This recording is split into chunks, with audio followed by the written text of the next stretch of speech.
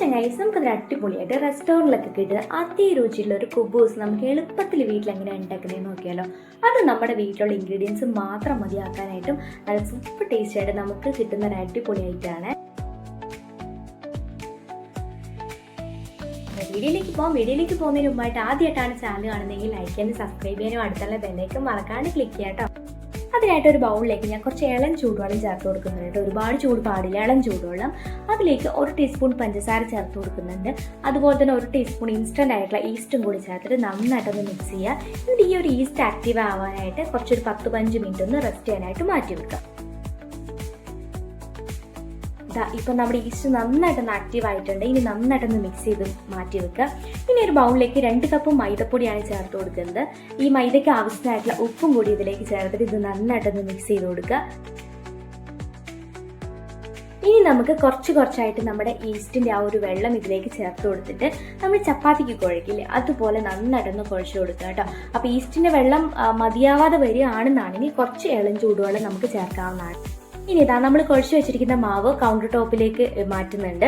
അതായത് അതിലേക്ക് കുറച്ച് മൈദപ്പൊടി ചേർത്തതിന് ശേഷം കൗണ്ടർ ടോപ്പിലിട്ട് മാവ് വീണ്ടും നന്നായിട്ടൊന്ന് കുഴച്ചെടുക്കുക കേട്ടോ. ഒരു 5 മിനിറ്റോളം ഇതുപോലെ നന്നായിട്ടൊന്ന് വീണ്ടും കുഴച്ചെടുക്കുക.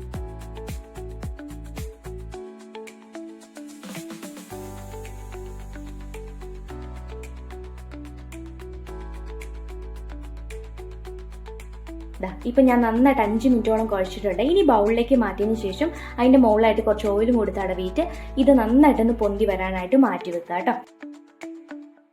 ഇപ്പം നന്നായിട്ട് നമുക്കിത് പൊന്തി കിട്ടിയിട്ടുണ്ട്. ഇനി ആ ബൗളിൽ വെച്ച് തന്നെ വീണ്ടും മാവ് നന്നായിട്ടൊന്ന് കുഴച്ചെടുക്കുക.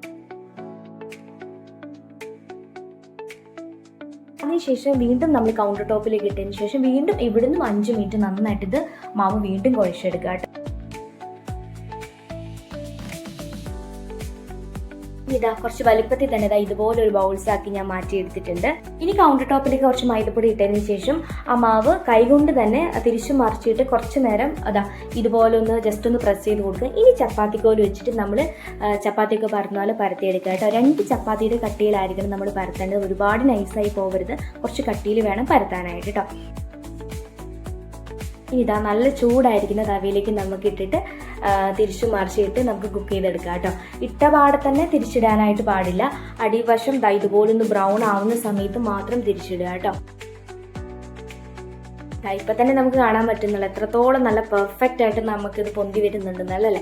ജസ്റ്റ് ഒരു ഇത് വെച്ചിട്ട് ജസ്റ്റ് ഒന്ന് പ്രസ് ചെയ്ത് കൊടുക്കുക. ഒരുപാട് അങ്ങോട്ട് പ്രസ് ചെയ്യാൻ പാടില്ല, ജസ്റ്റ് ഒന്ന് പ്രസ് ചെയ്ത് കൊടുക്കുക. നല്ല പെർഫെക്റ്റ് ആയിട്ട് നമുക്ക് കുബൂസ് കിട്ടിയിട്ടുണ്ട് കേട്ടോ. ഇതെല്ലാവരും ട്രൈ ചെയ്യണം, ഈസിയാണ് ആക്കാനായിട്ടും. അപ്പോൾ ഗ്രേവി പോലുള്ള കറികളുടെ കൂടെയൊക്കെ നമുക്കിത് സെർവ് ചെയ്യാൻ പറ്റുന്ന അടിപൊളിയായിട്ടാണ് കേട്ടോ. അപ്പോൾ ഈ ഒരു വീഡിയോ ഇഷ്ടപ്പെട്ടാൽ ലൈക്ക് ചെയ്യാനും സബ്സ്ക്രൈബ് ചെയ്യാനും അടുത്തുള്ള ബെല്ലൈക്കൺ മറക്കാണ്ട് ക്ലിക്ക് ചെയ്യണേ. Thank you.